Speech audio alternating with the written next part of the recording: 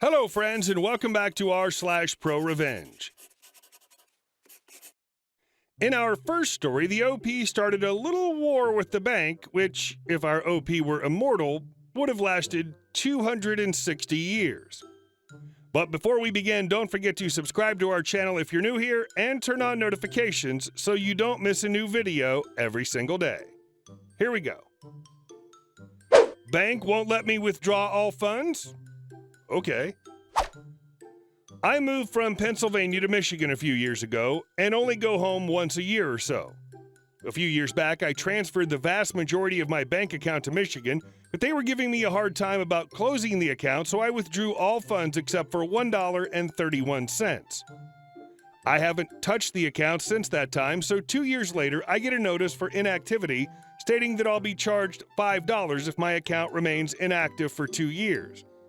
I spoke with 3 different people on the phone, but they wouldn't let me close out the account without incurring a fee, and since I'm never moving back to that town, I refuse to pay them or add any money to the account. So I have to interact with the account once every 2 years or else pay you $5? Fine. Give me a penny, please. When I was last there in person last month, I withdrew 1 penny from the account, so now it's good for another 2 years.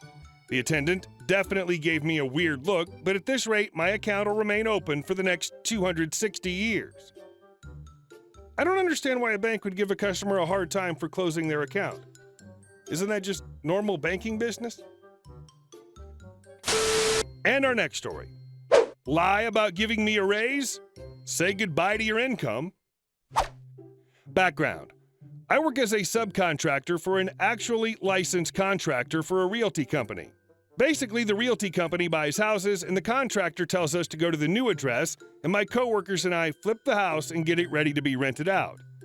The contractor was infamous for being a bit of a jerk when it came to actual business and money. He was constantly yelling and screaming at the plumber, the painters, etc. about prices and how it took them too long and he wasn't paying that much. This guy makes easily $2 million a year, so he says, so I don't really think $100 off the price matters that much. Not enough to get into a screaming match and ruin relationships with other subcontractors. I've been working for him for about a year now at $16 an hour. Not too bad for my area, but I make him a lot more than the $160 I make every 10-hour workday. One day I asked him for a raise, which he laughs and shuts me down immediately. After that, I decide to work harder, get houses done faster, and show him that I deserve a raise.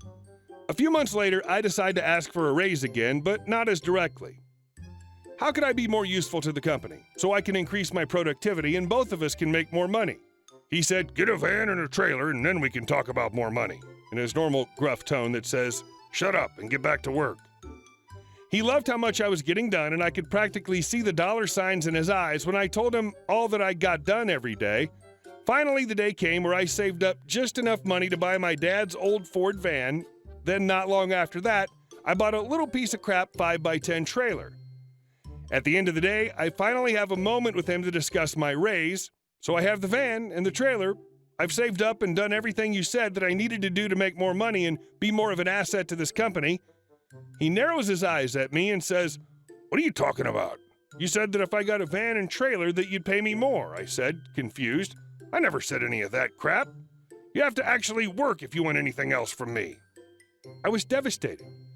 I'd been working my butt off while he sat on his butt and watched. I followed every instruction, completed in the last 2 houses a week, which he makes about $5,000 per house, or so he says, and acts like I do nothing for the company. I swallowed my pride and let out a quick, "Yes, sir," and left his office.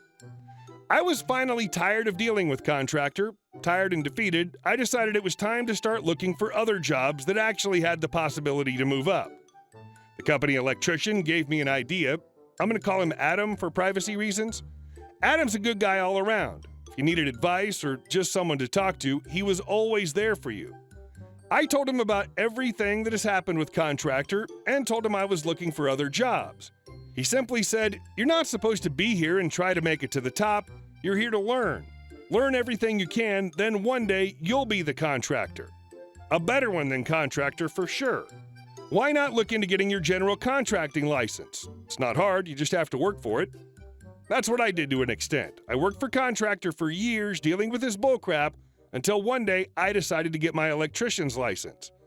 Now he doesn't decide what I'm paid, I do. That is, if he wants me to work for him, and if not, then I have other customers to make my living. I took his words to heart and came up with a plan. Revenge. I did some research on becoming a general contractor in my state. Requirements differ in other states. I found a group following in my area that needed a handyman to do a variety of things. Perfect. Extra money. Soon my name started blowing up in my small town. I did everything from repairing fences to installing toilets. I took everything I learned from plumbing and working for Contractor and used it to build a reputation. References? Check. This is when I decided it was time to open my own business. It took a while, but I sent in all that I had and prayed to whatever God is there for me to be invited to take the test. The day of the test came, and I panicked. It was open book, but I eventually ran out of time and didn't get a finish. I was so disappointed in myself that I basically gave up. I just decided to keep working my job in a little side business. A week later, I was holding my son. He's a beautiful, blonde-haired, blue-eyed reflection of myself. After I managed to get him to sleep, I stared at him and wondered if I would ever be able to give him a better life than I had. I remember growing up in crappy trailers, being hungry, and made fun of at school because I wore clothes from Walmart. Not the best way to grow up, but I had a roof over my head. I always wanted video games that my friends had but never got. I wanted to go to trampoline parks and water parks. I've only been once in my entire life. That's about when my resolve renews itself within me. The day came, and I barely managed to pass, but I still passed the test and received my license. Now time for the fun part. With all the time passing, I became pretty close friends with the owner of the realty company. One day, I came into his office and saw some invoices from Contractor on his desk. I said, "Wow, that's how much you've been paying him? Dude, he should at least take it a little bit easy on you, being that you've known each other for so long." He just nodded and said, "You think so?" And he looked at the papers more. Since then, I'd say little comments about how much Contractor was being paid and how many houses we could buy with that money. Finally, the owner calls me and wants me to come to his house for a beer and to talk business. I pull into his driveway. He told me to meet him out back. After the usual "how are yous," he tells me that him and the Contractor had a bit of an argument and they're limiting him from now on. Then he turned to me and said, "There's a meeting Friday. I want you there at 9 o'clock. "Sure, I'll be there." So I went to the meeting this morning, and as I came in, everyone shook my hand. Some I've seen before and said my "hi, how are yous" to. Others I've never met in my life. This was an investor meeting. Some of these people are worth figures in the 9 digits. After our greetings, we sat down and waited. It wasn't clear who we were waiting for until an hour later, Contractor walks in with his usual stained t-shirt and cargo shorts, while I'm in a nice dress shirt and tie. Figured I'd look nice for this. Everyone made a face and greeted Contractor while we got settled again. Contractor didn't seem to notice me until we all sat back down. I saw him do a double take, then gave me a look that said, "What the F are you doing here?" I'd requested off today, so I could only imagine what he was thinking. After introducing the new investors to the old investors, owner got started saying about how we're going to have an amazing 2019 and an amazing future for the company. I suppose he was just hyping up the new guys so they'd invest more. About 2 hours of production values and budget stuff, blah, blah, blah, he turned to me and said, "I'd just like to take time to congratulate OP for passing the general contractor's exam and his newly acquired business." I smiled and thanked him. Then he continued, "As we're growing, we have a demand for new and inspiring people within our company. After hearing about OP's success in both our company and his, I'd like to personally ask him a question in front of the whole team. OP, how would you like to be our new property manager? You may still have your business and do your own work, but we'll pay you exclusively to be our personal contractor and help take care of all new and old properties." Everyone turns to me, and I take a second to respond. Just then, Contractor stands up and says, "What the F? I'm your GD contractor. I've been your contractor for over a decade. You can't just replace me for some dip crap that doesn't know what he's doing." Owner smugly looks at Contractor and says, "We're not replacing you. You'll just answer to him now.